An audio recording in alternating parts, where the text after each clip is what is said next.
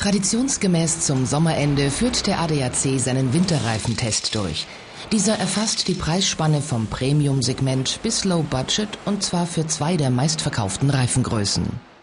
Der ADAC hat Winterreifen in der Dimension 175/65 R14T und 195/65 R15T getestet.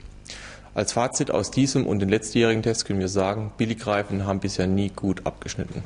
Mit von der Partie waren auch sogenannte Ganzjahresreifen, die logischerweise immer einen Kompromiss darstellen. Die Sicherheit bei Ganzjahresreifen entspricht denen eines Winters- oder eines Sommerreifens. In der Regel sind die Ganzjahresreifen als Winterreifen ausgelegt und performen dann eben auch so. Das heißt, im Winter sind sie relativ sicher, im Sommer würde ich sie dafür weniger empfehlen.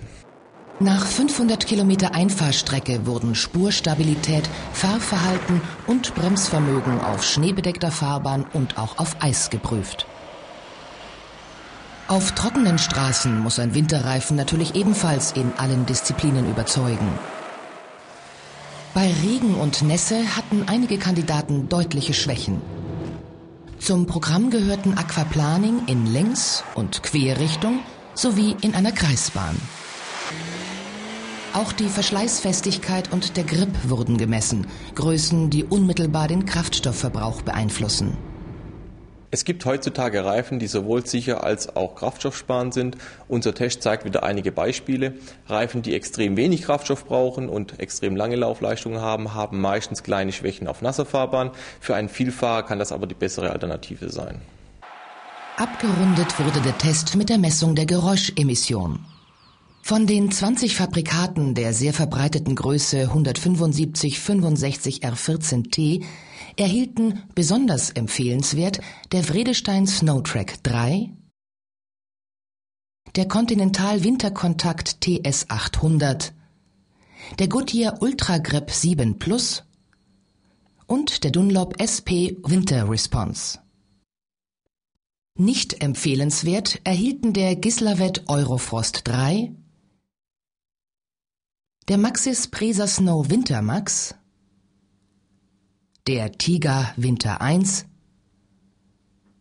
der Seat Arctic 3 und der Linglong Winter Hero Radial 652. Von den 17 Kandidaten der ebenfalls stark verbreiteten Größe 195/65 R15T erhielten die Wertung besonders empfehlenswert der Goodyear Ultra Grip 7 Plus, der Continental Winterkontakt TS 830, der Pirelli Winter 190 Snow Control und der Dunlop SP Wintersport 3D. Nicht empfehlenswert erhielten der Nankang Snow Viva SV1, der Marshall Aisin KW 15 und der Wanli Winter Challenger S1086.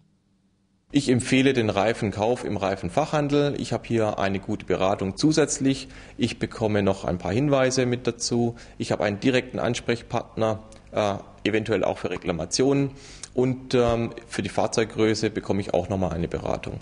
Wer im Internet kauft, kann einen Fehlkauf machen, weiß nicht, ob er die Reifen zurückgeben kann, hat keinen direkten Ansprechpartner für Reklamationen. Und es gibt noch schwarze Schafe, die Reifen verkaufen, die nicht für den europäischen Markt bestimmt sind.